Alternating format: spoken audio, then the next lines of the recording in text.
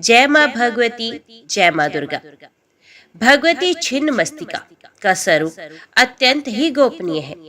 इसे कोई अधिकारी साधक ही जान सकता है। महाविद्याओं में इनका 5वां स्थान है। इनके प्रादुर्भाव की कथा इस प्रकार से है। एक बार भगवती भवानी अपनी सहचरी जया और विजया के साथ मंदाकिनी में स्नान करने के लिए गई। स्नान उपरांत क्षुधा अग्नि से पीड़ित होकर वे कृष्ण वर्ण की हो गई।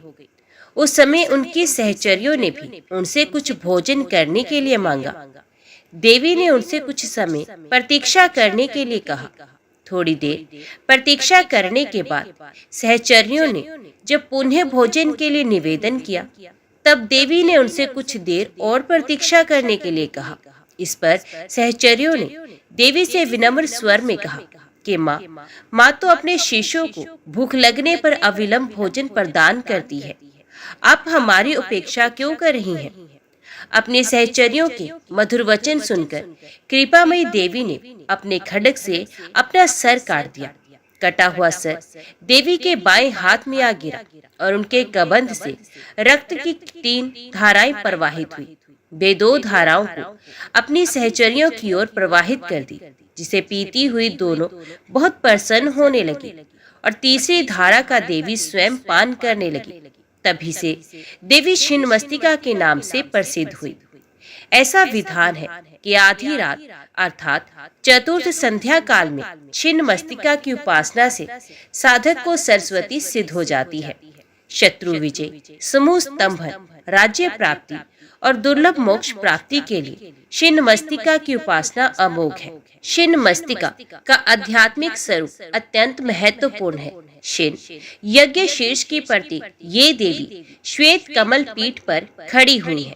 दिशाएं ही इनके वस्त्र हैं। इनकी नाभि में योनि चक्र है। कृष्ण और रक्त गुणों की देवियां इनकी सहचरियां हैं। ये अपना शीश काटकर भी जीवित है। ये अपने आप में पूर्ण अंतर्मुखी साधना का संकेत है। विद्वानों ने इस कथा में सिद्धि की चरम सीमा का निर्देश माना है। योग शास्त्र में 3 ग्रंथियां बताई गई हैं, जिनके भेदन के बाद योगी को पूर्ण सिद्धि प्राप्त होती है।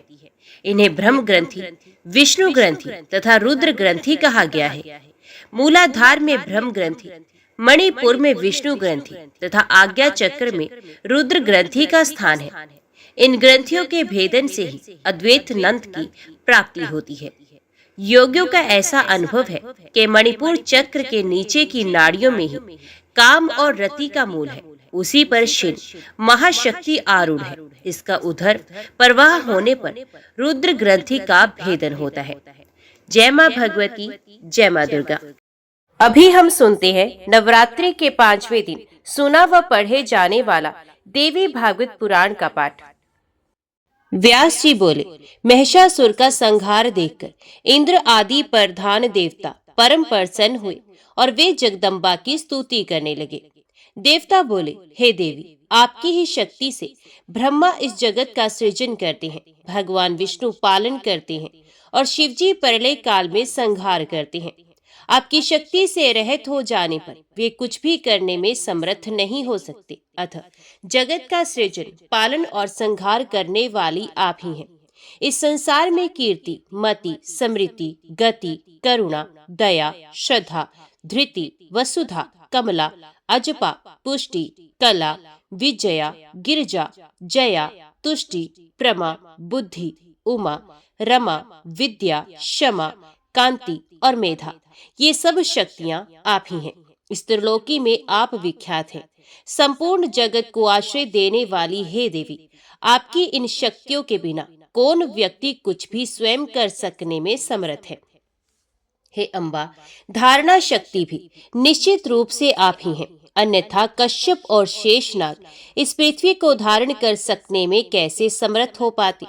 पृथ्वी शक्ति भी आप ही हैं। यदि आप इस रूप में नहीं होती तो प्रचुर भार से संपन्न ये संपूर्ण जगत आकाश में कैसे ठहर सकता था। हे जननी, जो मनुष्य माया के गुणों से प्रभावित होकर ब्रह्मा, विष्णु, महेश, चंद्रमा, अग्नि, यम, वायु, गणेश आदि प्रमुख देवताओं की स्तुति करती हैं, वे अज्ञानी ही हैं। क्योंकि क्या वे देवता भी आपकी कृपा शक्ति के बिना उन मनुष्यों को कार्य फल प्रदान करने में समर्थ हो सकते हैं?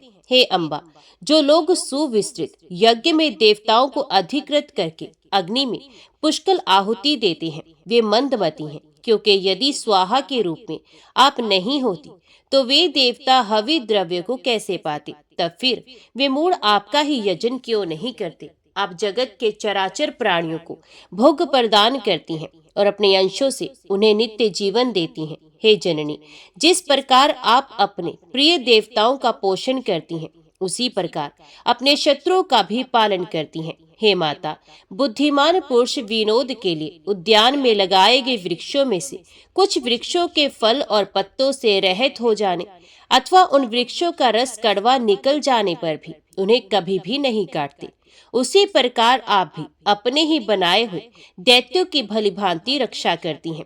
करुणा रस से ओत प्रोत हृदय वाली आप रणभूमि में बाणों द्वारा शत्रुओं का जो संहार करती हैं, वे भी उसका मनोरथ पूर्ण करने के लिए ही होता है, क्योंकि दूसरे जन्म में देवांगनाओं के साथ क्रीड़ा विहार करने की इच्छा वाला उन्हें जानकर ही आपके द्वारा ऐसा किया जाता है।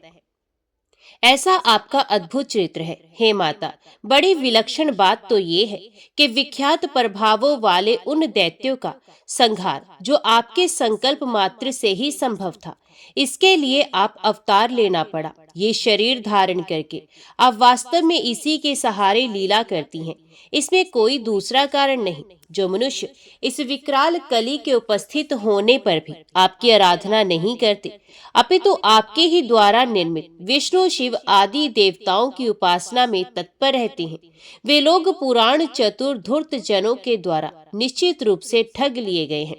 ये जानकर भी कि देवता आपके अधीन है तथा दैत्यों के द्वारा छिन्न भिन्न और प्रताड़ित किए जाते हैं, जो मनुष्य श्रद्धा पूर्वक भूलोक में अन्य देवताओं की उपासना करते हैं, वे मानो हाथ में अत्यंत प्रकाशमान दीपक लेकर भी किसी जल रहित भयानक कूप में जा गिरते हैं। हे माता, आप ही सुखदायिनी विद्या तथा दुखदायिनी अविद्या है और आप ही मनुष्यों के जन्म मृत्यु का दुख दूर करने वाली हैं। हे जननी, मोक्ष की कामना करने वाले लोग तो आपको आराधना करते हैं, किंतु मंद बुद्धि अज्ञानी तथा विषय भोग प्राण मनुष्य आपकी आराधना नहीं करते। ब्रह्मा, विष्णु, महेश तथा अन्य देवतागण आपके शरणदायक चरण कमल की निरंतर उपासना करते हैं, किंतु जो अल्प बुद्धि मनुष्य भ्रमित होकर मन से आपकी आराधना नहीं करते, वे संसार सागर से बार बार गिरते हैं। हे चंडिके, आपके चरण कमल से उत्पन्न हुई धूलि के प्रभाव से ही ब्रह्मा सृष्टि के प्रारंभ में संपूर्ण भुवन की रचना करते हैं, विष्णु पालन करते हैं और शिवजी संहार करते हैं। इस लोक में जो मनुष्य आपकी उपासना नहीं करता, वे अभागा है। हे देवी, आप ही देवताओं तथा दैत्यों की वाग देवता है। यदि आप मुख में विराजमान ना रहती तो बड़े बड़े देवता भी बोलने में समर्थ नहीं हो सकते थे। मुख होने पर भी मनुष्य उस वाक्य शक्ति के बिना बोल नहीं सकता। हे जननी, महर्षि भृगु ने कुपित होकर भगवान विष्णु को शाप दे दिया, जिससे उन्हें पृथ्वी पर बारंबार मत्स्य, कूर्म, वराह, नरसिंह और शली वामन का अवतार लेना पड़ा। तो फिर एक ऋषि के शाप से अपनी रक्षा ना कर पाने वाले ऐसे विष्णु आदि उन देवताओं की उपासना करने वाले लोगों को मृत्यु का भय क्यों नहीं बना रहेगा? हे माता, संपूर्ण संसार में ये बात प्रसिद्ध है कि भृगु मुनि के कानन में गए हुए भगवान शिव का लिंग मुनि के शाप के कारण कटकर पृथ्वी पर गिर पड़ा था। अतः जो मनुष्य पृथ्वी पर उन कापालिक शिव को ही भजते हैं, उन्हें इस लोक तथा परलोक में भी सुख कैसे मिलेगा? शिवजी से गणों के अधिपति गणेश उत्पन्न हुए। उन गणेश को जो लोग भजते हैं, उनकी ये शरणागति व्यर्थ है। हे देवी, वे लोग सभी प्रकार के अभिष्ट फल प्रदान करने वाली तथा सुख पूर्वक आराधनीय आप जगत जननी को नहीं जानते हैं। ये बड़ी विचित्र बात है कि आपने अपने शत्रु दैत्यों पर भी दया करके उन्हें तीक्ष्ण बाणों से रण में मारकर स्वर्गलोक भेज दिया। यदि आप ऐसा नहीं करती तो वे अपने कर्मों के परिणाम स्वरूप प्राप्त होने वाले घोर नरक में बड़े से बड़े दुख और विपत्ति में पड़ जाते। जब ब्रह्मा विष्णु महेश आदि देवता भी अहंकार के कारण आपकी महिमा नहीं जानते, तब आपके अमित प्रभाव वाले गुणों से मोहित तुच्छ मनुष्य आपकी महिमा को कैसे जान सकेंगे। जो मुनिगण आपके स्वरूप को बड़ी कठिनता से ध्यान में आने वाला समझकर आपके चरण कमल की उपासना नहीं करते, अपितु सूर्य अग्नि आदि की उपासना में लगे रहते हैं, वे मूढ़ बुद्धि अनेक विध कष्ट पाते हैं। समस्त श्रुतियों के द्वारा प्रतिपादित वेद सार स्वरूप परमार्थ तत्व को वे नहीं जान पाते। मैं तो यही समझता हूँ कि अद्भुत प्रभावों वाले जो आपके सत्व रज और तम गुण हैं, वे ही मनुष्यों को उन्हीं की अपनी ही बुद्धि द्वारा विरचित अनेक प्रकार के शास्त्रों में उलझाकर उन्हें विष्णु शिव सूर्य गणेश आदि का उपासक बनाकर आपके भक्ति भाव से सर्वथा विमुख कर देते हैं। हे अंबिके, जो लोग विष्णु तथा शिव की पूजा और भक्ति से परिपूर्ण शास्त्रों के उपदेश द्वारा ब्राह्मणों को आपके चरणों से विमुख करते हैं, उनके ऊपर भी आप क्रोध नहीं करती बल्कि दया ही करती हैं। और इसके अतिरिक्त मोहन आदि मंत्रों के ज्ञाताओं को भी अब संसार में बहुत प्रसिद्ध बना देती हैं। सतयुग में सत्वगुण की प्रबलता रहती है, अतः उस युग में असत्य शास्त्रों पर आस्था नहीं हो पाती, किंतु कली में तो कवित्व के अभिमानी लोग आपकी उपेक्षा करते हैं और आप ही के द्वारा बनाए गए देवताओं की स्तुति करते हैं। इस पृथ्वी तल पर अत्यंत शुद्ध अंतकरण वाले जो सात्विक मुनिगण मुक्ति फल प्रदान करने वाली योग सिद्ध्या एवं परा विद्या स्वरूपिणी अब भगवती का ध्यान करते हैं, ये पुण्य माता के गर्भ में आकर कष्ट नहीं पाते। जो मनुष्य आप में ध्यान मगन है वे धन्य है। आप चित्त शक्ति हैं और वही चित्त शक्ति परमात्मा में विद्यमान है, जिसके कारण वे भी नाम और रूप से अभिव्यक्त होकर इस जगत के सृजन पालन एवं संहार रूपी कार्यों के कर्ता के रूप में लोकों में प्रसिद्ध होते हैं। उन परमात्मा के अतिरिक्त दूसरा कौन है जो आपसे रहित होकर अपनी शक्ति से इस जगत का सृजन पालन और संहार करने में समर्थ हो सकता है। हे जगदम्बिके, क्या चित्त शून्य तत्व जगत की रचना करने में समर्थ हो सकते हैं? चूंकि तत्व जड़ है अतः वे जगत की रचना में समर्थ नहीं। हे देवी, यद्यपि इंद्रियां गुण तथा क्रम से युक्त हैं, फिर भी आपसे रहित होकर क्या वे फल प्रदान कर सकती हैं? हे माता, यदि आप यज्ञ में स्वाहा के रूप में निमित्त ना बनती, तो क्या देवगण उन यज्ञों में मुनियों के द्वारा विधिवत प्रदत्त आहुति रूप यज्ञ भाग प्राप्त करते। अतः ये निश्चय हो गया कि आप ही विश्व का पालन करती हैं। सृष्टि के प्रारंभ में इस संपूर्ण जगत की रचना आपने ही की है। आप ही विष्णु शिव आदि प्रमुख देवताओं तथा दिक्पालों की रक्षा करती हैं और प्रलय काल में आप ही संपूर्ण विश्व को अपने में विलीन कर देती हैं। हे देवी, जब ब्रह्मा आदि देवता भी आपके आद्य चरित्र को नहीं जान पाते, तो वो मंद भाग्य हम देवता उसे कैसे जान सकते हैं? हे माता, आपने महिष का रूप धारण करने वाले अत्यंत उग्र असुर का वध करके इस देव समुदाय की रक्षा की। हे जननी, जब वेद भी यथार्थ रूप से आपकी गति को नहीं जान पाए, तब हम मंदबुद्धि देवता उसे कैसे जान सकते हैं? हम कैसे आपकी स्तुति करें? विख्यात प्रभाव वाली हे जननी, आपने जगत में महान कार्य किया है, जो कि आपने संसार के अचिंत्य कंटक स्वरूप हमारे शत्रु दुरात्मा महिषासुर का वध कर दिया। ऐसा करके आपने संपूर्ण लोकों में अपनी कीर्ति स्थापित कर दी है। अब आप सारे संसार पर अनुग्रह करें और हमारी रक्षा करें। व्यास जी बोले, इस प्रकार देवताओं की स्तुति करने पर देवी ने मधुर स्वर में उनसे कहा कि हे श्रेष्ठ देवतागण, इसके अतिरिक्त भी कोई दुस्साध्य कार्य हो तो उसे आप लोग मुझे बताइए। जब जब आप देवताओं के सामने कोई महान दुस्साध्य कार्य उपस्थित हो, तब तब आप लोग मेरा स्मरण कीजिएगा, मैं उस संकटों को शीघ्र ही दूर कर दूंगी। देवता बोले, हे देवी, इस समय आपने हमारा सारा कार्य पूर्ण कर दिया, जो कि आपके द्वारा हमारा शत्रु ये महिषासुर मार डाला गया। हे अम्बा, हे जगत जननी, अब आप हमारे मन में अपने प्रति ऐसी अविचल भक्ति स्थापित कीजिए कि हम सदा आपके चरण कमल का स्मरण करते रहें। माता ही अपनी संतान के हजारों अपराध सह सकती है, ऐसा समझकर लोग जगत की उत्पत्ति स्वरूपा भगवती की उपासना क्यों नहीं करते। इस देह रूपी वृक्ष पर जीव आत्मा और परमात्मा रूपी दो पक्षी रहते हैं। उन दोनों में सर्वदा मित्रता बनी रहती है, किंतु उनका तीसरा सखा ऐसा कोई भी नहीं जो अपराध को सह सके। अतएव ये ही जीव आप जैसे मित्र को त्याग कर क्या करेगा। देवताओं और मानवों की योनि में वह प्राणी पापी, मंदभागी और अधम है जो अत्यंत दुर्लभ देह पाकर भी आपका स्मरण नहीं करता। हम मन, वाणी और क्रम से बार बार ये सत्य कह रहे हैं कि सुख अथवा दुख प्रत्येक परिस्थिति में एकमात्र आप ही हमारे लिए अद्भुत शरण है। हे देवी, आप अपने समस्त श्रेष्ठ आयुधों द्वारा हमारी निरंतर रक्षा करें। आपके चरण कमलों की धूलि को छोड़कर हमारे लिए कोई दूसरा शरण नहीं है। व्यास जी बोले, इस प्रकार देवताओं की स्तुति करने पर भगवती जगदम्बा वहीं अंतर ध्यान हो गई। तब उन्हें अंतर्हित देखकर देवता बड़े विस्मय में पड़ गए। जनमेजय बोले, हे मुने, अब मैंने भगवती के अत्यंत अद्भुत तथा जगत को शांति प्रदान करने वाले प्रभाव को तो देख लिया, फिर भी हे द्विजवर, आपके मुखार विंद से निकली हुई सुधामयी कथा को बार बार सुनते हुए भी मुझे तृप्ति नहीं हो रही। अब आप बताएं, भगवती के अंतर ध्यान हो जाने पर उन प्रधान देवताओं ने क्या किया। देवी का ये परम पावन चरित्र मनुष्यों के लिए अल्प पुण्यों से प्राप्त हो सकना सर्वथा दुर्लभ ही है।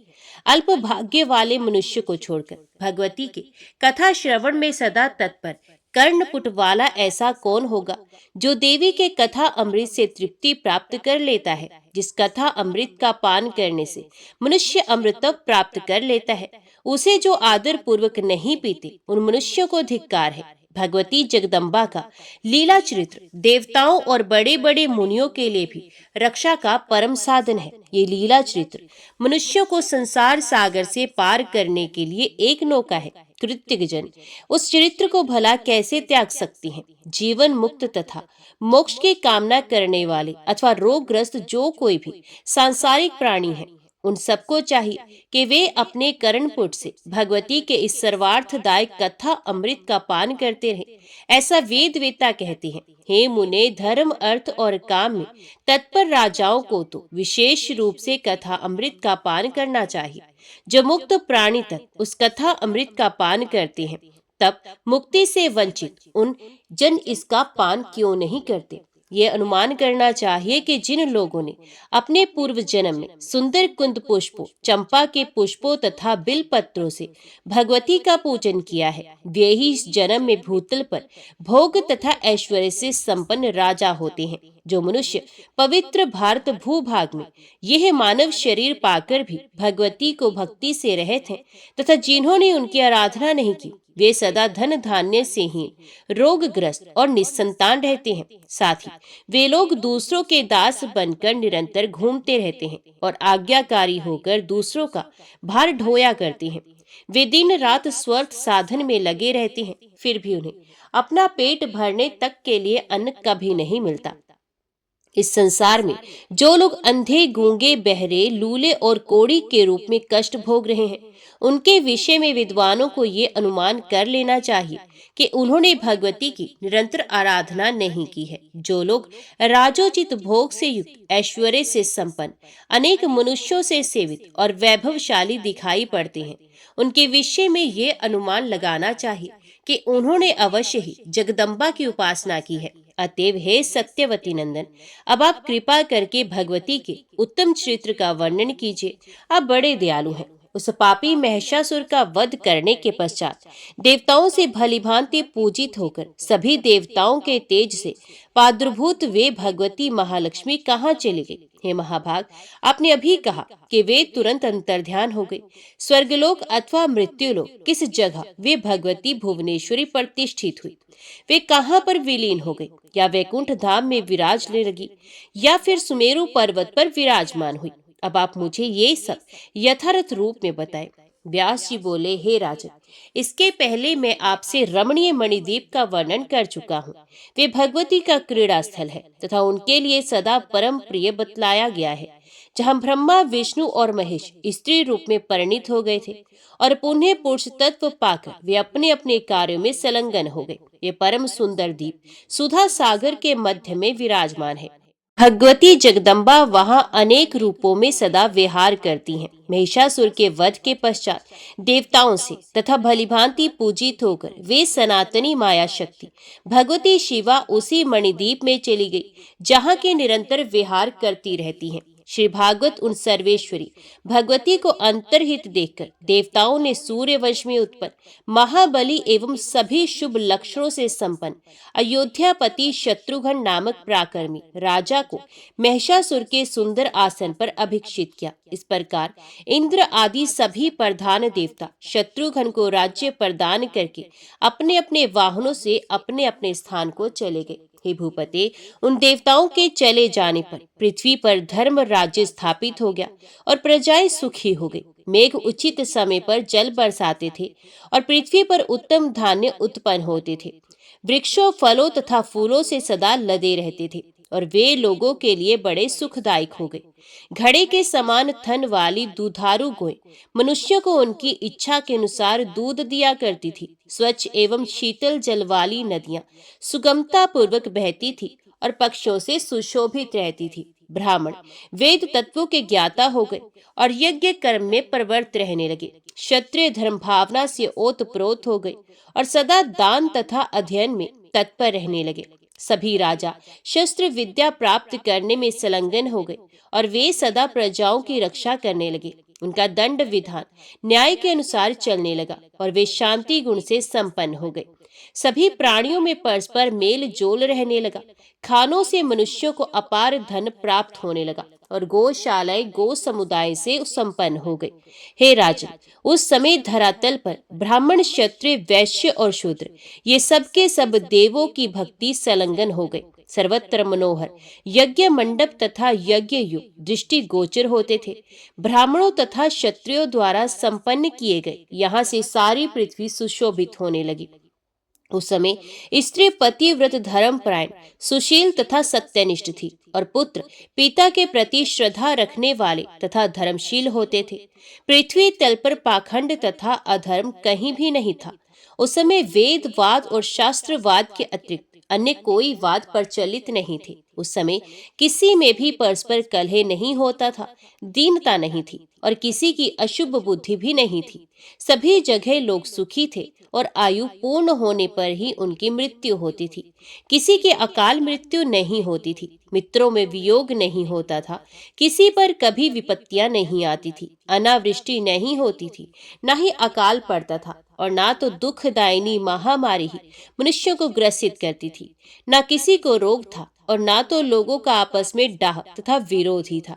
सर्वत्र नर तथा नारी सब प्रकार से सुखी थे।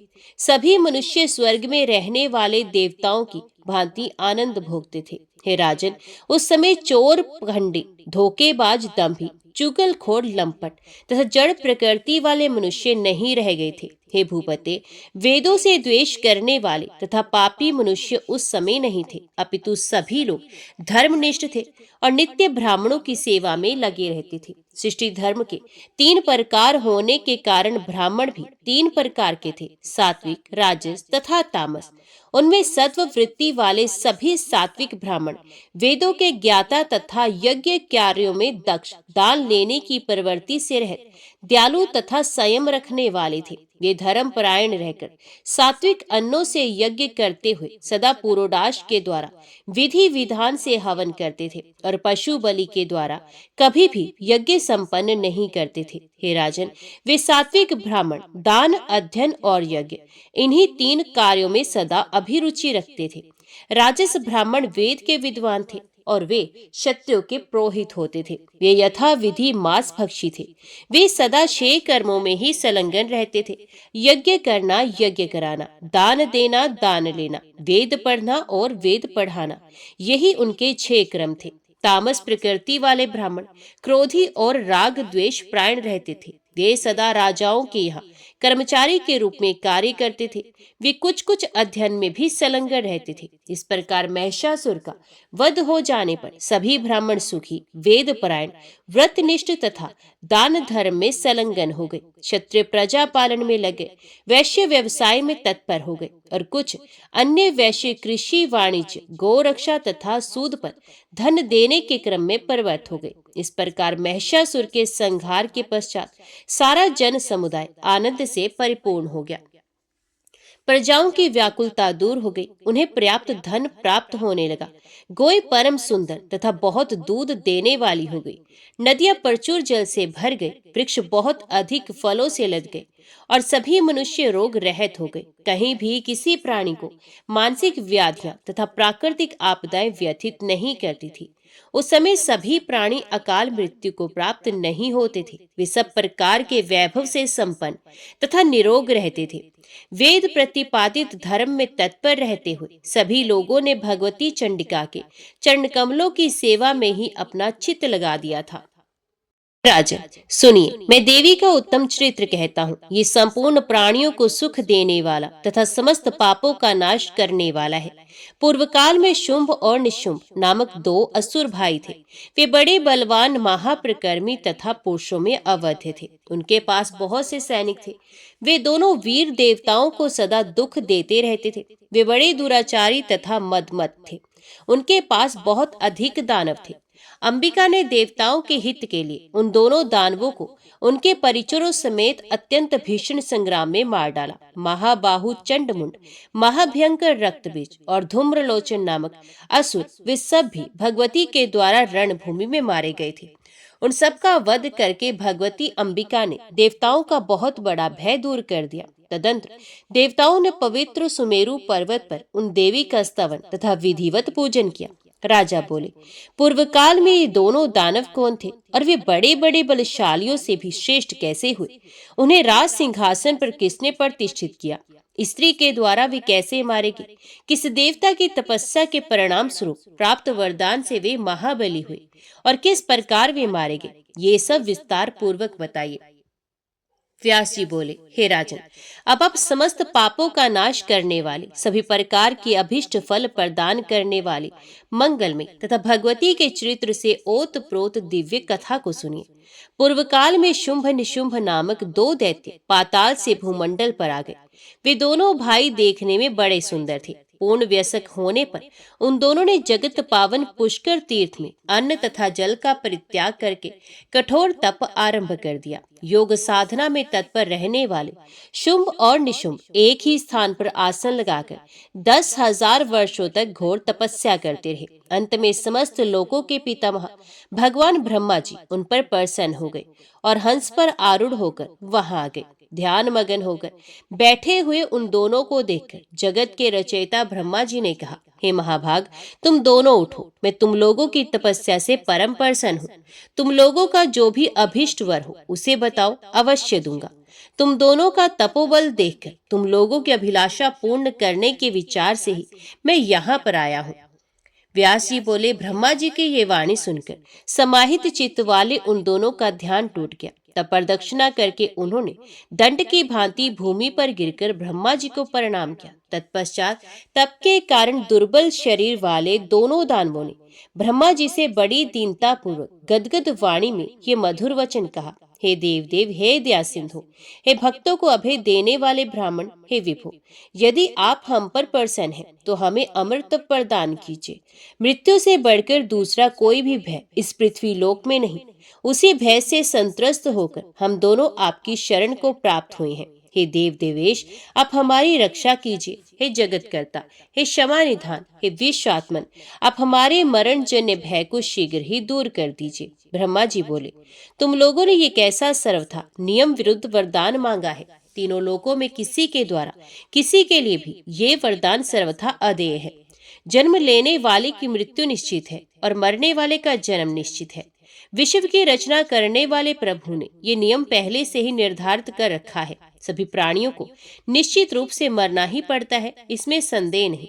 अतः इसके अतिरिक्त तुम लोगों का जो भी दूसरा अभिलाषित वर हो उसे मांग लो, मैं अभी देता हूँ।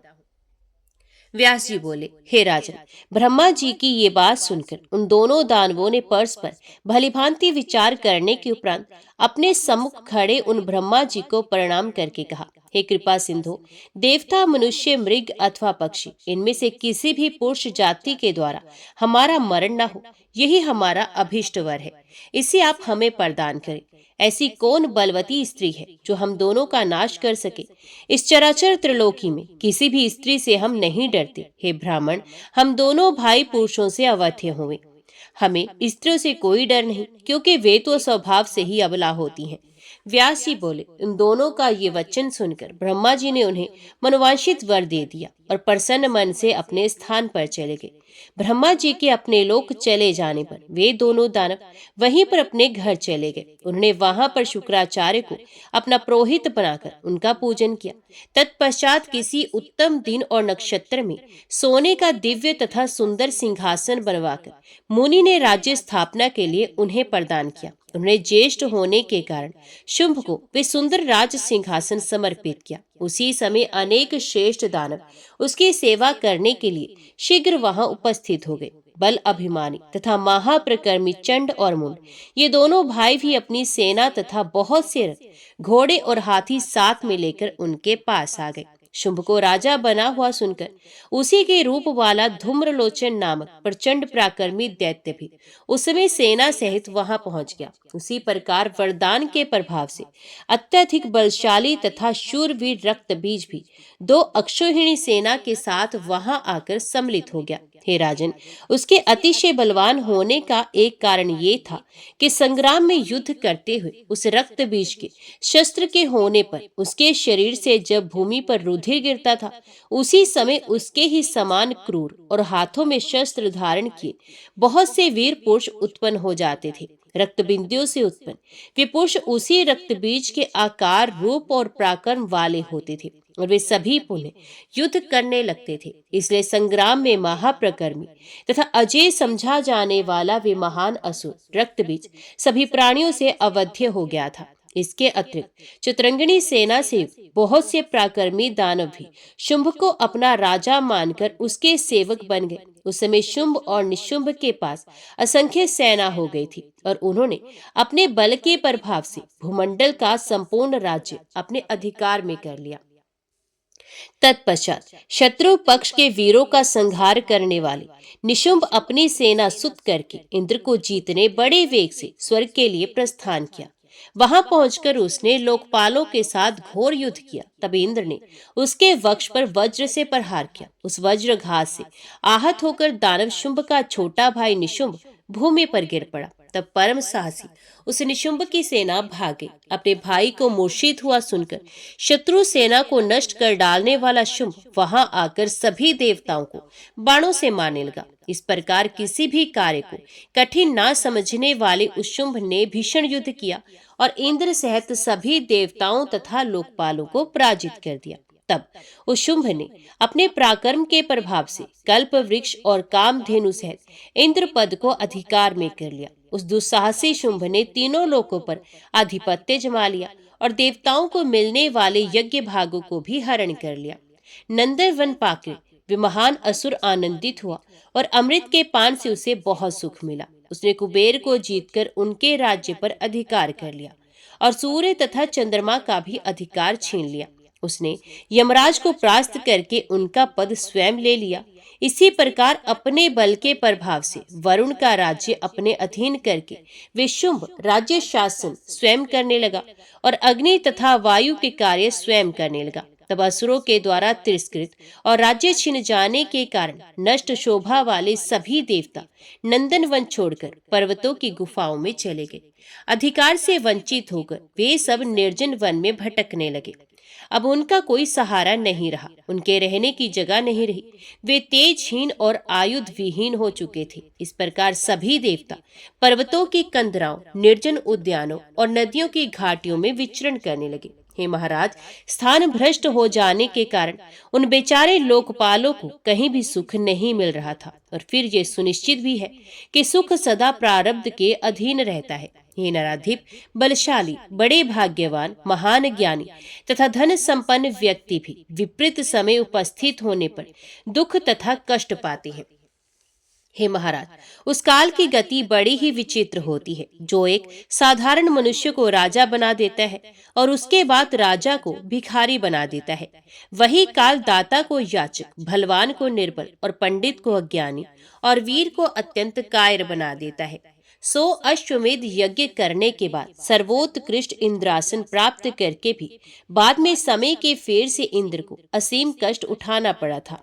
काल की ऐसी विचित्र गति होती है। समय ही मनुष्य को धर्मात्मा तथा ज्ञानवान बनाता है और फिर उसी व्यक्ति को पापी तथा अत्यल्प ज्ञान से भी हीन करता है। अतः काल की इस अद्भुत गति के विषय में कुछ भी आश्चर्य नहीं करना चाहिए। यही काल ब्रह्मा, विष्णु शिव आदि को भी इसी प्रकार संकट में डाल देता है। बलवान काल के ही प्रभाव से भगवान विष्णु को सूकर आदि योनियों में जन्म लेना पड़ा और शिवजी को कपाली होना पड़ा। हे राजन, सभी देवता पराजित हो गए। इसके बाद शुंभ राज्य पर शासन करने लगा। इस प्रकार 1000 वर्ष व्यतीत हो गए। तत्पश्चात राज्य च्युत होने के कारण देवता महान दुस्सह चिंता में पड़ गए। दुख से व्याकुल हुए देवता गुरु बृहस्पति के आदर पूर्वक ये पूछने लगे कि हे गुरु, अब हम क्या करें, आप हमें बताएं। आप सर्वज्ञ महामुनि हैं। हे महाभाग, दुख को निवृत्ति का उपाय भी तो होता है। हजारों ऐसे वैदिक मंत्र हैं जो उपचारों से परिपूर्ण हैं और सभी मनोरथ पूर्ण करने वाले हैं। सूत्रों ने उनका भलीभांति निर्देशन भी किया है। सभी वांछित फल प्रदान करने वाले अनेक प्रकार के यज्ञ भी बताए गए। हे मुने, आप उनका अनुष्ठान कीजिए, क्योंकि आप उनकी क्रिया विधि को भलीभांति जानते हैं। शत्रु के विनाश के लिए वेद में जैसा उपाय बताया गया है, अब आप विधि पूर्वक उसका अनुष्ठान कीजिए, जिससे हमारे दुख का पूर्ण रूप से नाश हो जाए।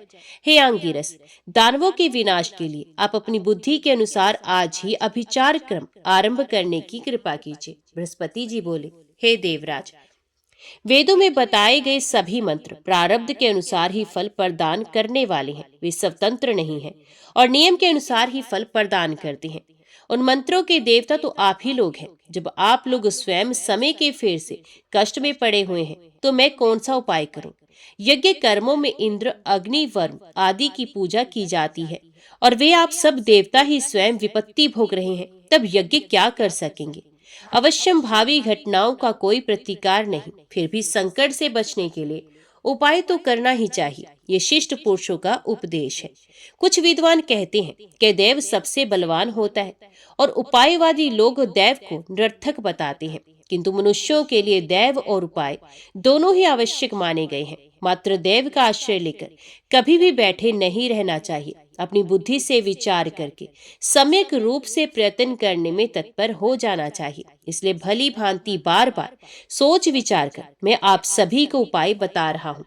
पूर्व काल में जब भगवती जगदम्बा ने आप लोगों पर प्रसन्न होकर महिषासुर का वध किया था, उस समय आप लोगों के स्तुति करने पर उन्होंने ये वरदान दिया था, आप लोगों के स्मरण करने पर मैं सदा आप लोगों की विपत्ति दूर करूंगी। हे देवेश्वरों, जब जब आप लोगों पर देवजन्य आपदाएं आए, तब तब आप देवतागण मेरा ध्यान कीजिएगा। स्मरण करते हो मैं आप लोगों की बड़ी से बड़ी विपत्तियों का नाश करूंगी। अतः अब आप लोग परम रमणीक हिमालय पर्वत पर जाकर प्रेम पूर्वक भगवती चंडिका की आराधना कीजिए। आप लोग माया बीज के विधान के ज्ञाता हैं, उसी के पुष्चरण में तत्पर हो जाइए। मैं जानता हूँ कि इस अनुष्ठान के प्रभाव से वे भगवती प्रसन्न हो जाएंगी। अब आप लोगों के दुख का अंत दिखाई पड़ रहा है, इसमें संदेह नहीं। मैंने सुना है कि वे भगवती उस हिमालय पर्वत पर सदा विराजमान रहती हैं। उनकी स्तुति तथा विधिवत पूजा करने पर वे शीघ्र ही आप लोगों को वांछित फल प्रदान करेंगी। अतः हे देवताओं, आप लोग दृढ़ निश्चय करके हिमालय पर्वत पर जाइए। वे भगवती आप लोगों का कार्य अवश्य सिद्ध कर देंगी। व्यास जी बोले, हे महाराज, उनका वचन सुनकर देवता हिमालय पर्वत पर चले गए। वहां देवी के ध्यान में लीन होकर एकाग्र मन से निरंतर माया बीज मंत्र का जप करते हो उन सब देवताओं ने भक्तों के लिए अभेदायिनी महामाया भगवती को प्रणाम किया और पूर्ण भक्ति से युक्त होकर स्तोत्र मंत्र से वे इस प्रकार उनकी स्तुति करने लगे। हे विश्वेश्वरी, हे प्राणों की स्वामिनी, आनंद रूप में रहने वाली तथा देवताओं को आनंद प्रदान करने वाली हे देवी, आपको नमस्कार है।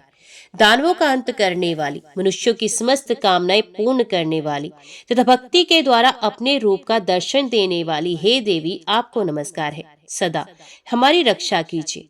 हे आदिदेव स्वरूपणी, आपके नाम की निश्चित संख्या तथा आपके स्वरूप को कोई भी नहीं जान सकता।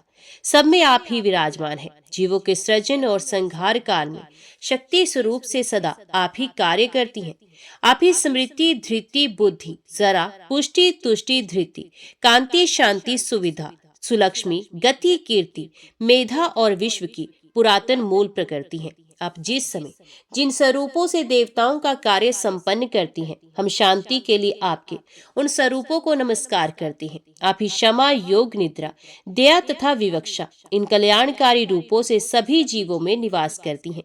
पूर्व काल में आपने हम देवताओं का कार्य किया था, जो कि महान शत्रु मंधात महिषासुर का वध कर डाला था। हे देवी, सभी देवताओं पर आपकी दया सदैव रहती है। आपकी दया पूर्ण प्रसिद्ध है और पुराणों तथा वेदों में भी उसका वर्णन किया गया है। इसमें आश्चर्य की क्या बात, क्योंकि माता प्रसन्नता पूर्वक सम्यक प्रकार से अपने पुत्र का पालन पोषण करती ही है। क्योंकि आप देवताओं की जननी हैं, अतः उनका सहायक बनकर एकाग्र हम लोगों का संपूर्ण कार्य संपन्न करें। हे देवी, हे विश्ववंदने, हम लोग ना आपके गुणों की सीमा जानते हैं, ना आपका स्वरूप ही जानते हैं, अतः रक्षा करने में समर्थ हे देवी, हमें केवल अपना कृपा पात्र मानकर अभयों से निरंतर हमारी रक्षा करती रहें। यद्यपि बिना बाण चलाए, बिना मुष्टि प्रहार किए और बिना त्रिशूल, तलवार, दंड आदि का प्रयोग किए भी आप विनोद पूर्वक शत्रु का संहार करने में समर्थ है, फिर भी जगत उपकार के लिए ही आपकी ये लीला दृष्टि गोचर होती है। आपका यह रूप सनातन है। इस रहस्य को अविवेकी लोग नहीं जानते। हे माता, बिना कारण के कोई कार्य नहीं होता, अतः अनुमान और प्रमाण के आधार पर हम ये जानते हैं कि इस विश्व की रचना करने वाली आप ही हैं। ब्रह्मा सृष्टिकर्ता, विष्णु पालन करता और शंकर संहार करता के रूप में पुराण में प्रसिद्ध हैं। किंतु क्या वे तीनों देव आपसे उत्पन्न नहीं हुए? युग के प्रारंभ में केवल आप ही रहती हैं, अतः आप ही सबकी माता हैं। हे देवी, पूर्व काल में इन तीनों ने आपकी आराधना की थी, तब आपने उन्हें अपनी समस्त प्रबल शक्ति प्रदान की थी। वास्तव में उसी शक्ति से संपन्न होकर वे जगत का सृजन, पालन तथा संहार करते हैं। जो सन्यासी लोग विश्व की जननी, परम विद्या स्वरूपिणी, समस्त वांछित फल प्रदान करने वाली, मुक्ति दायिनी तथा सभी देवताओं से वंदित चरणों वाली अब भगवती की उपासना नहीं करते, क्या वे मंद बुद्धि तथा अज्ञानी नहीं है? विष्णु, शिव तथा सूर्य की आराधना करने वाले जो लोग कमला, लज्जा, कांति, स्थिति, कीर्ति और पुष्टि नामों से विख्यात अब भगवती का ध्यान नहीं करते हैं, वे निश्चित रूप से दंभी प्रतीत होते हैं। विष्णु और शंकर आदि श्रेष्ठ देवता तथा असुर भी आपकी पूजा करते हैं। अतः हे माता, इस जगत में जो मंद बुद्धि मनुष्य आपकी आराधना नहीं करते, निश्चय ही विधाता ने उन्हें ठग लिया है। भगवान विष्णु अपने पास लक्ष्मी रूप में विराजमान अब भगवती के चरण कमलों में स्वयं महावर लगाते हैं। इसी प्रकार त्रिनेत्र भगवान शिव भी अपने पास पार्वती रूप में विराजमान अब भगवती के चरण कमल की रज के सेवन में निरंतर तत्पर रहते हैं। तब अन्य मनुष्य की तो बात ही क्या, आपके चरण कमल की आराधना कौन नहीं करते? घर गृहस्थी पर बुद्धिमान मुनिगण भी दया और क्षमारूप में प्रतिष्ठित अब भगवती की उपासना करते हैं। हे देवी, जो लोग आपके चरणों को उपासना संलग्न नहीं रहते, उन्हें निश्चय ही संसार रूप अगाध कूप में गिरना पड़ता है। ये पतित लोग कुष्ठ, गुलम और शिरो रोग से ग्रस्त रहते हैं, दरिद्रता तथा दीन युक्त होते हैं और सुखों से सदा वंचित रहते हैं। हे माता, धन और स्त्री से रहित जो मनुष्य लकड़ी का बोझ ढोने और तृण आदि का वहन करने लगे हैं, उनके विषय में हम तो यही समझते हैं कि उन मंद बुद्धि मनुष्यों ने पूर्व जन्म में आपके चरणों की उपासना कभी नहीं की। व्यास जी बोले, इस प्रकार समस्त देवताओं की स्तुति करने पर अंबिका करुणा से ओतप्रोत होकर तुरंत प्रकट हो गई। उस समय वे भगवती रूप तथा यौवन से संपन्न थी। उन्होंने दिव्य वस्त्र धारण कर रखा था। वे अलौकिक आभूषणों से अलंकृत थी, दिव्य मालाओं से सुशोभित हो रही थी, दिव्य चंदन से अनुलिप्त थी, जगत को मोहित कर देने वाले सौंदर्य से संपन्न थी और समस्त शुभ लक्षणों से संवित थी। इस प्रकार अद्वितीय स्वरूप वाली वे भगवती देवताओं के समक्ष प्रकट हुई। दिव्य रूप धारण करने वाली तथा विश्व को मोह लेने में समर्थ कामदेव को भी मोहित करने वाली वे भगवती गंगा में स्नान करने की अभिलाषा से पर्वत की कंदरा से बाहर निकली थी। कोकिल के समान मधुर बोलने वाली भगवती प्रेम पूर्ण भाव से मुस्कुराकर स्तुति करने में संलग्न देवताओं से मेघ के समान गंभीर वाणी में कहने लगी। देवी बोली, हे श्रेष्ठ देवतागण, आप लोग यहाँ पर इतनी बड़ी स्तुति किस लिए कर रहे हैं? आप लोग इस प्रकार चिंता से व्याकुल क्यों हैं?